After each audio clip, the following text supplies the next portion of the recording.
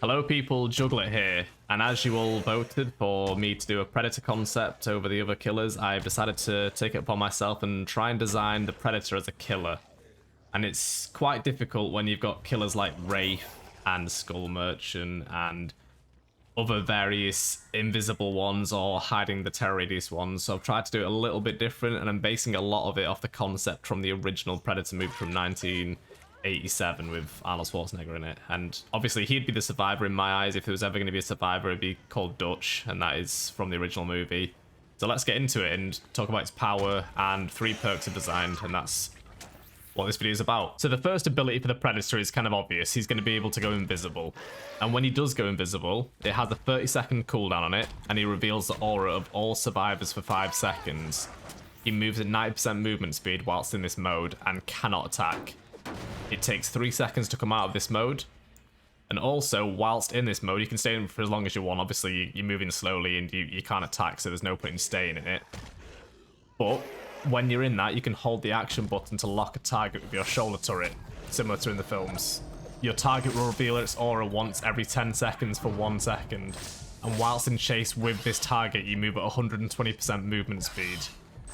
This has a 60-second cooldown on it, so you can't do this. You can go invisible once every 30 seconds, but you can only use this ability once every 60 seconds, and your target is exposed for the first 10 seconds of the 60 seconds. So basically, the idea of this is you are the Predator and you are hunting the prey. Once you've locked that target, you've got 60 seconds to try and get them down. And if you don't, that's fine. You just go for the next one once your cooldowns become off cooldown. Whilst in camouflage form, you have no terror radius and you have no red stain. You are completely invisible. So with that being said, that's his first ability. And the idea is you're meant to hunt people down, which ties in quite well with his next ability. Once all survivors have been hooked once, you can use your arm device, it's like a bracelet, and put it in self-destruct mode. Each survivor hooked gains a red mark on the bracelet. Once the mark is complete with 4 crossed lines, the bracelet becomes active. Casting the bracelet takes 3 seconds. Once it is cast, it drops where you are stood. The aura of the bracelet is revealed to the survivors for 5 seconds. And after 5 seconds, the bracelet explodes, causing a 30-meter radius circle to pulsate around it. Anyone caught in this radius will lose a health state. A survivor runs at 4 meters per second, with the explosion starting after 5 seconds. I'd say a full 5 seconds to reach the outer limit is a fair amount of time. It causes panic and would give the Predator a cool way of playing around its own explosion terror radius. Okay, so that's his second ability, which ties in quite well with his first one. So the idea is you hunt people down, you get them down, you hook them. Once you've hooked each survivor once, so all 4 of them, you then gain another ability, which is your bracelet, which has been powering up. Similar to how Nemesis powers up his whip, you're powering up your bracelet, and once you've got it to 4 stacks, as in 1 per survivor, you can then use it to cause an explosion, which will make a survivor lose a health state. There's also a third ability. You have 2 generator bombs at the start of the trial, and you can trap a generator. Once a trapped generator reaches 70%, its aura is revealed to the killer and survivors in yellow, and after 15 seconds, the generator explodes, losing 6% progress and digressing. On explosion, it sends out a pulse 20 meters around the generator. Anyone caught in this explosion will lose a health state and suffer from the deep wound status effect. This explosion takes 5 seconds to reach the edge of its perimeter. So you can have a choice of this if you're a survivor. If there's 3 of you working on a gen, you can probably smash out that last 30% as a threesome. But if there's only 2 or 1 of you, you're risking it. Obviously, if you hit some great skill checks, you might get it done quickly, but if you don't, you're going to suffer. So your best case scenario is to leave the generator and then come back to it after the explosion. It gives him a little bit of gen slowdown, and it's not overly frustrating, and it also gives him a little bit of map readability. Also, the Predator could come up with cool ideas on how to use it. He could trap a generator on one side and then another side of the map, and then drop his bracelet in the middle. Okay, so I've just found this map layout by a guy called Eagerface on Steam, on the Steam community, and it's actually really, really cool. He's done all the layouts for every map, and I think that's fucking awesome, so definitely check them out. So, as you can see, you've got the Predator down here. You've got a survivor, or maybe 2, working on a gen here. And let's just say he's just got his 4th hook on a survivor down here. So he's now got his active trap on his bracelet. These 2 are working on a survivor. He's already got this one trapped. So let's just say the trap generator was here. It doesn't matter where it is. the Predator could play around this. He could know this is about to go off because it's got a notification that the generator's in yellow. The pulse is about to begin at about 20 meters coverage. The Predator, if he wanted to, could go around this side and then place his bracelet here to do a 30-meter coverage, causing maybe a survivor to get insta-downed from 2 explosions, especially if he dropped his bracelet there and then decided to, I don't know, shimmy his way.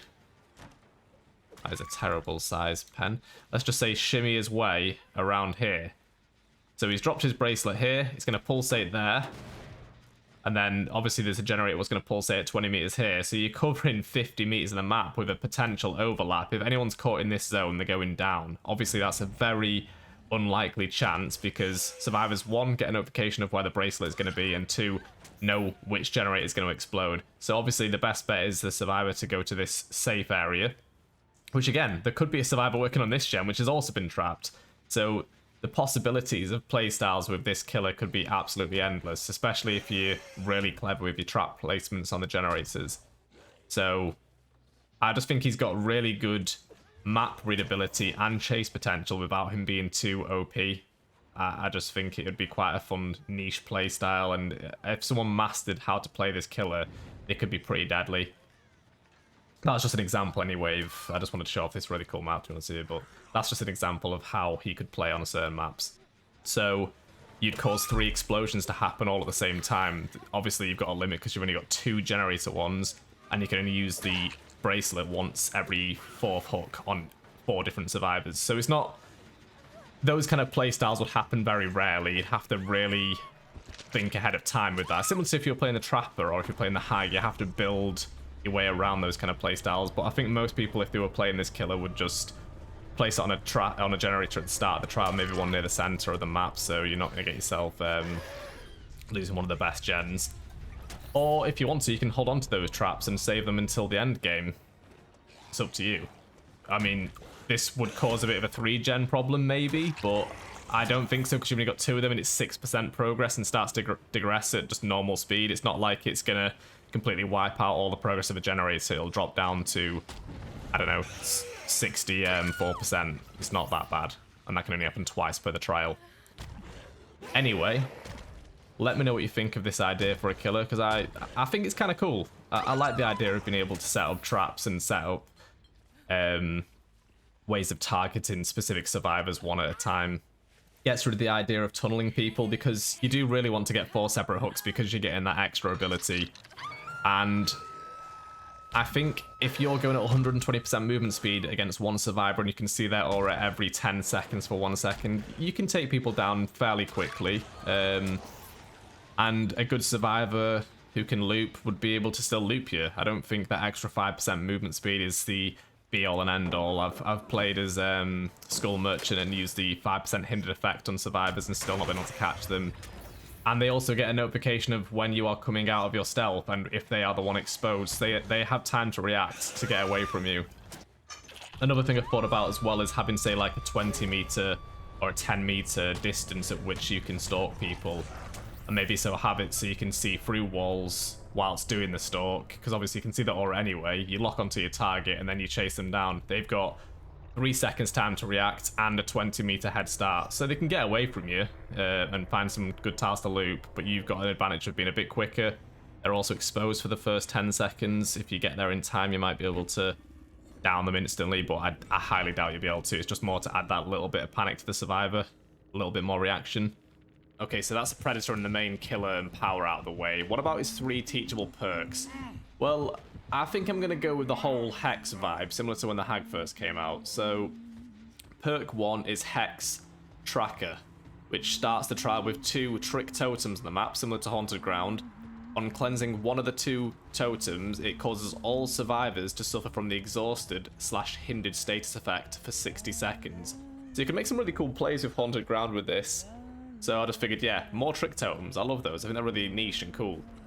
The second perk is Hex Mind Break. Anytime a Hex totem is cleansed, the survivors will hear your terror radius for 30 seconds. So in a way, you're kind of losing your terror radius for 30 seconds, and they're also hearing one constantly, which would be quite disorientating, and that's that one. The third perk is not a Hex one, it's called Tracker. Every time your obsession fast vaults, reveal the aura of all other survivors for 2, 3, or 4 seconds. It can occur once every 20 seconds.